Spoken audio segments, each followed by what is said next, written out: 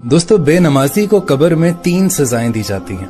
पहली सजा, उसकी कब्र को तंग कर दिया जाता है और इतना तंग कर दिया जाता है कि उसकी दाईं पसली बाईं में और बाईं पसली दाईं में धंस जाती है। दूसरी सजा जो उसको दी जाती है कि उसकी कब्र में आग को भड़का दिया जाता है और वो दिन रात उसके अंगारों में जलता रहता है।